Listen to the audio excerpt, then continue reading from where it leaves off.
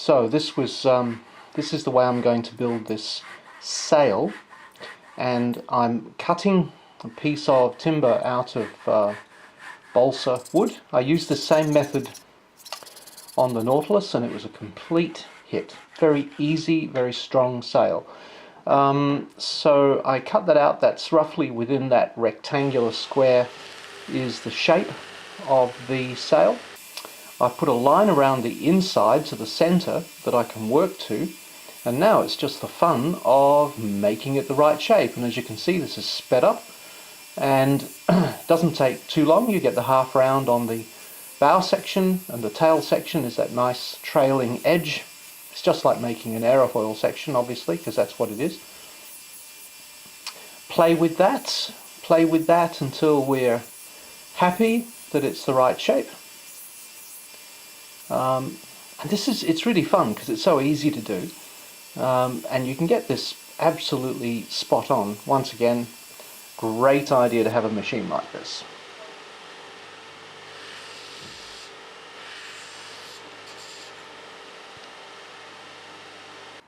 So now we have the sail that you can see, and I've just balanced the hydroplane on top of it for fun. But that's the hydrofoil shape that you can see in both items. And now the first step in creating the sail is just to use some paper and eventually cut out an exact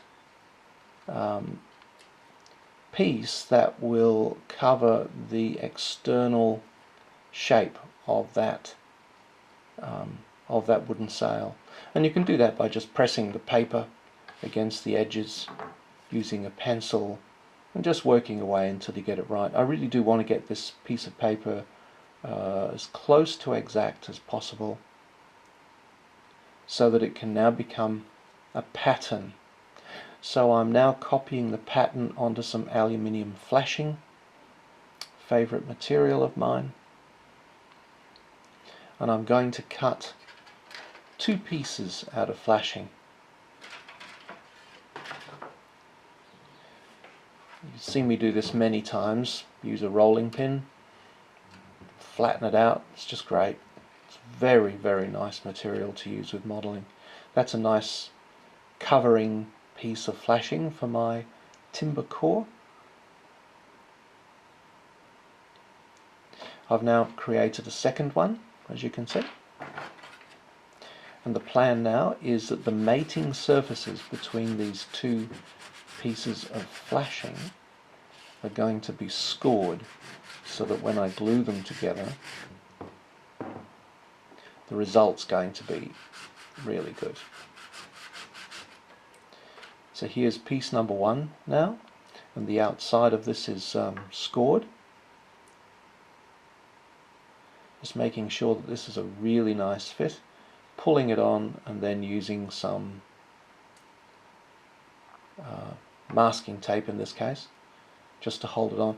Some of this masking tape will become a part of my sail.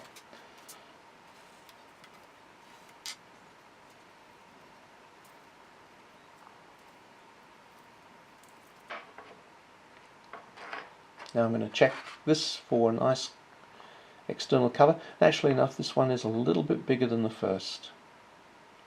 I'm just using a spare piece of flashing here to mix 5-minute epoxy, and now I'm going to start applying this to the external side of this flashing.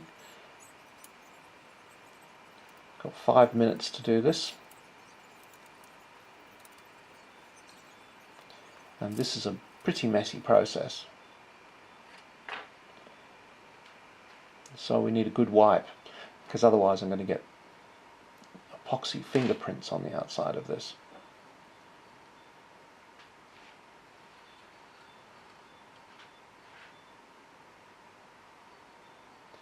Okay, second part is the shell, and once this is nicely in place, I'm going to use some more tape on this to hold it.